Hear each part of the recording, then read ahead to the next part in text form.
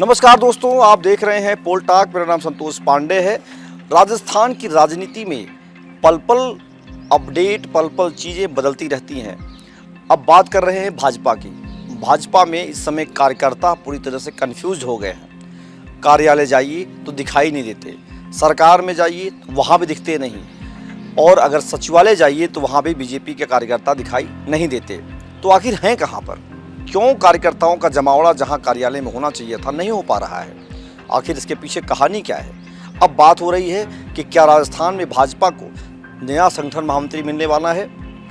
अभी इस पर सवाल बहुत सारे होने बाकी हैं, लेकिन आज आपको बताएंगे कि राजस्थान भाजपा में 12 लोग, वो 12 जो पावर सेंटर बन चुके हैं, जिनकी वजह से कार्यकर्ता भटक रहे हैं और अपने अपने उन पावर सेंटरों के आगे पीछे थोक लगा रहे हैं। वहीं दौड़ हो रही है, वहीं मंजिल है, वहीं पैमाना है और वहीं उनकी खेल शुरू हो रहा है। वो 12 लोग जो राजस्थान बीजेपी के बड़े चेहरों के रूप में देखे जा रहे हैं, जो पावर सेंटर के तौर पे देखे जा रहे हैं। कहा जा रहा है अगर संगठन महामंत्री आएंगे तो एक 13वां पावर सेंटर बन जाएगा, और ये पावर सेंटर अलग अलग तरीक़ों से है। अब आपको हम बताने चल रहे हैं, उन नामों की चर्चा करेंगे जो राजस्थान भाजपा में पावर सेंटर के रूप में देखे जा रहे हैं।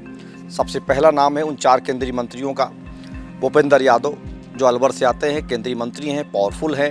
उनके साथ पूरा मत्स्य इलाका अलवर, भरतपुर, धौलपुर जुड़ा हुआ है, और जयपुर, राजस्थान के अलग अलग इलाकों के लोग पावर सेंटर के रूप में उन्हें देख रहे हैं। कोई उन्हें राष्ट्रीय अध्यक्ष मानता है, कोई उन्हें केंद्रीय मंत्री मानता है, कोई उन्हें बहुत पावरफुल मानता है।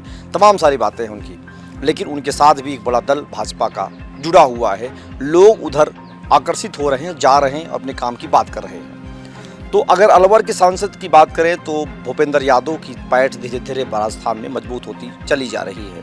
ये भी एक बड़े पावर सेंटर के तौर पर देखे जा रहे हैं। सरकार और सत्ता के बीच की बात अगर होती है तो सत्ता में, सरकार में और संगठन में बहुत सारी चीज़ें ऐसी होती हैं जो देखी जाती हैं कि संगठन में पावरफुल कौन है और सरकार में पावरफुल मुख्यमंत्री के बाद कौन है।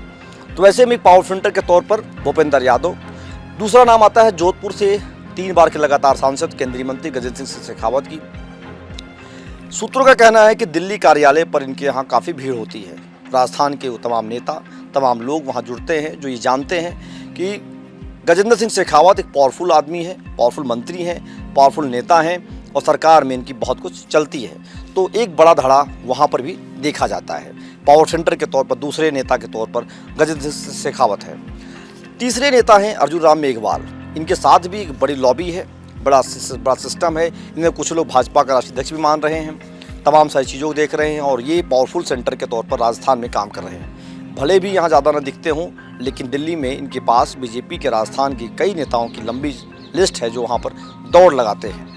इन्हें भी बड़े पावर सेंटर के तौर पर देखा जा रहा है। चौथा नाम है भागीरथ चौधरी की, जो राज्य मंत्री हैं, लेकिन इनके यहाँ भी नेताओं की बड़ी फौज जाती है राजस्थान से, कार्यकर्ताओं की, जिनको लगता है कि भागीरथ चौधरी एक मजबूत नेता हैं, पकड़ है उनकी, और बहुत कुछ करा सकते हैं। तो राजस्थान के भी काम इनके पास जा रहे हैं। राजस्थान में ट्रांसफर पोस्टिंग की बात इनके तक पहुंचती है। इन 4 नेताओं, मंत्रियों के अलावा अब हम आते हैं संगठनात्मक रूप जो लोग हैं उनके पास। उसमें मदन राठौर जो भाजपा के अध्यक्ष हैं, वहाँ भी बड़ी लंबी चौड़ी लिस्ट जाती है, लंबी चौड़ी दौड़ है। राज्यसभा सदस्य हैं, दिल्ली में जब बैठक होती है, दिल्ली में सदन चल रहा होता है, तो बहुत बड़ी संख्या यहाँ से वहाँ चली रही होती है। वो दौड़ लगा रही होती है, चीज़ों को समझ रही होती है, और एक मिलने मिलाप का जो कार्यक्रम है वो जारी रहता है। उसके बाद यहाँ के प्रभारी हैं राधा मोहन अग्रवाल, उनके यहाँ भी लंबी चौड़ी भीड़ होती है, उनके साथ फ़ोटो लोगों की आती है, और कहा जा रहा है कि उनसे बहुत बड़ी संख्या में लोग मिलना जुलना जारी रखे हुए हैं। उनको लगता है लोगों को कि जो बात सरकार में काम करानी है वो वहाँ पर भी काम हो सकता है। तो ऐसे ये 2 लोग हो गए। उसके बाद यहाँ पर मुख्यमंत्री भजन लाल शर्मा, दिया कुमारी, राजेंद्र वर्धन राठौर, ये 3 ऐसे चेहरे हैं सरकार में जो खुद अपने डिसीजंस करते हैं, जो भी पावर सेंटर के तौर पे हैं। लोग कुछ इनके साथ, कुछ इनके साथ, कुछ इनके साथ जुड़े रहते हैं। ये भी पावर सेंटर के तौर पर राजस्थान में काम कर रहे हैं। ये जो संगठन के अलावा ये 3 लोग हो गए, 4 मंत्री, 2 संगठन के, 6 और 3 ये 9। तो 6 और 3 9, ये जो 9 लोग हो गए, इनके अलावा अब 3 लोग और बचते हैं जो अदृश्य रूप से यहाँ काम कर रहे हैं, जिनका यहाँ पर बहुत ज़्यादा लेना देना नहीं है।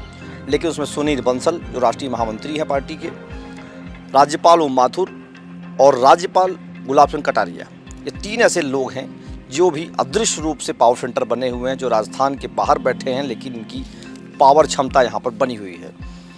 तो ये जो जितने चेहरे आपको हमने बताया, ये वो चेहरे हैं जो भाजपा में पावर सेंटर के तौर पर देखे जा रहे हैं, लेकिन कार्यकर्ता की हालत कंफ्यूज हो गई है। वो करे तो करे क्या, किसके पास जाए, किस भाई साहब के पास जाए, किस मंत्री के पास जाए, किस सरकार के पास जाए, किस संगठन प्रभारी के पास जाए, किससे क्या बात करे, वो कर नहीं पा रहा है, कन्फ्यूजन में है और इंतजार में है कि राष्ट्रीय अध्यक्ष की घोषणा होगी तो पता चलेगा कि कौन क्या होने वाला है। क्योंकि कुछ लोगों को यहाँ से लगता है कि राजस्थान से कुछ लोग राष्ट्रीय केंद्रीय नेतृत्व में जा सकते हैं। तो ये वो चेहरे थे, जो 10-12 चेहरे जो भाजपा में पावर सेंटर के तौर पर देखे जा रहे हैं।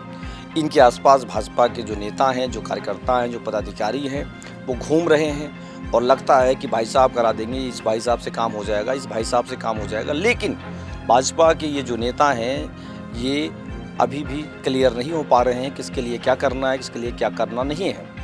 वैसे और भी यहाँ 2-3 पावर सेंटर हैं, लेकिन उनकी चर्चा मैं बाद में करूँगा। फिलहाल इन नेताओं की चर्चा करना बहुत ज़रूरी था, क्योंकि इनकी वजह से भाजपा कार्यकर्ता पूरी तरह से कन्फ्यूज्ड हैं। वो समझ नहीं पा रहे हैं किसके साथ बैठना है और किसके साथ नहीं बैठना है।